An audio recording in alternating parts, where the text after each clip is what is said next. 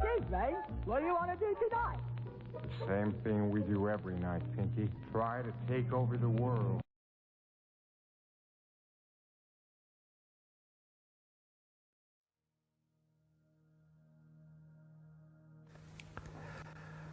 God says you may not have anything you want.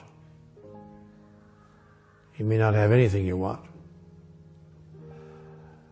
And I was puzzled by that. And I said, well, I don't understand. I thought that when you want something, when you need something, when you are hoping for something, you go to God and you ask for it. God said, no, you don't understand how the system works. You don't understand how the system works. Or that even that there is a system. But here's how the system works. Everything you could ever ask for, you could ever have now, or ever ask for in the future, you already have right now. You already have all of it. You simply are not experiencing it. Because everything that has ever happened is happening now, and ever will happen is happening right now. And so it is for you merely to reach into the sea of infinite possibilities and call forth the reality you choose now to experience. And you do this, you call forth from the sea of infinite possibilities the reality you choose to now experience through three devices mainly: thought, word, and action. That is, what you say, what you think or believe, and of course what you do.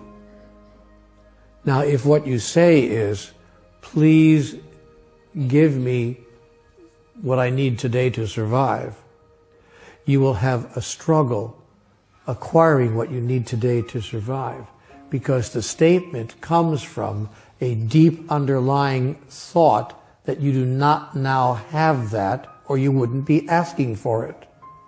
It is that underlying thought, what Conversations with God calls the sponsoring thought, that has a huge influence on the creation of your moment-to-moment reality. Therefore, if you ask for something, or if you say, I want something, I'll use an example. I want more money. Oh, I really want more money in my life. The universe has only one answer to a statement like that. Indeed you do.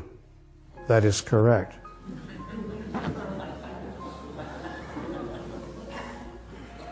See, the universe only says yes. Now, when you understand that, please forgive me, I know this is very elementary to most of us, but just to lay the groundwork, the universe has a universal response to every thought, and the universal response is yes. See, God only knows one word: yes. God has a very limited vocabulary. God says yes, yes, yes. Yes to what? Yes to whatever you think, say, or do.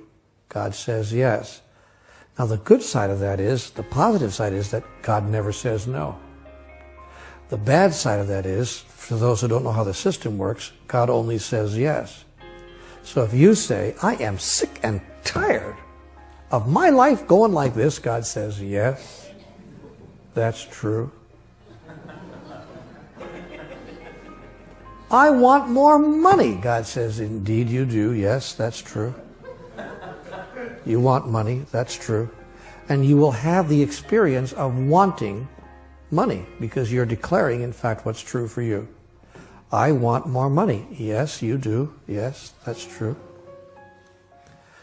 And so you will talk yourself right out of what you're trying to talk yourself into. Now, I don't want you to think that it's a matter of choosing the right words. I don't want you to get down to the point where you start parsing, like Bill Clinton. I didn't inhale or whatever.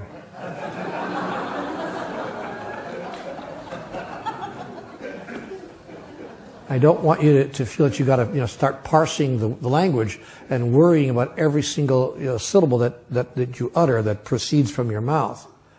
But you do need to look deeply at the sponsoring thought, that is, at the foundational idea from which your words emerge. That you do need to look at.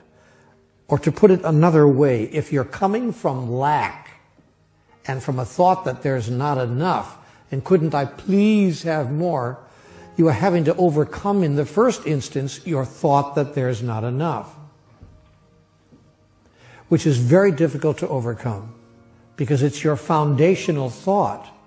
Now, one might argue, and your friend would argue, but Neil, that's all very sweet and good, except when a person's entire experience is that there's not enough, how could they have any thought other than that? How would you expect them to have another thought when their whole experience, the evidence of their own eyes, is that there is not enough?